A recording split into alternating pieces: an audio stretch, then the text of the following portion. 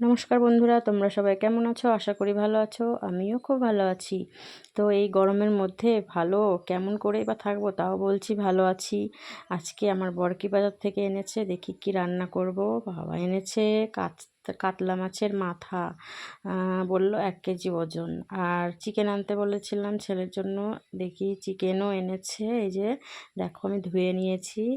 ভাবছি কাতলা মাছের মাথাটা রেখে দেবো, চিকেনটা রান্না করব।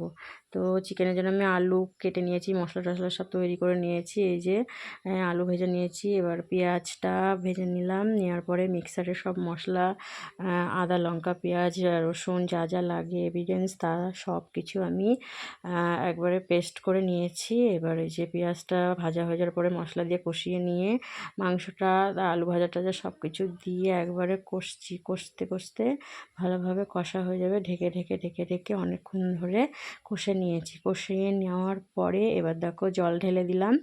জল ঢেলে দিয়ে এবার হচ্ছে ফুটবে, ঝোলটা ফুটতে থাকুক। তারপরে দেখা হচ্ছে, এই যে মাংস আমি ঢেলেও নিয়ে এসেছি। এই যে ভাত বাড়া হয়ে গেছে। এবার দেখো মাংস আর ভাত ছেলেকে খাওয়াবো, আর হচ্ছে ওর বাবা খাবে, আর হচ্ছে আমিও একটু খাবো না ভেবেছিলাম, তবুও খেলাম। দেখো তোমরা।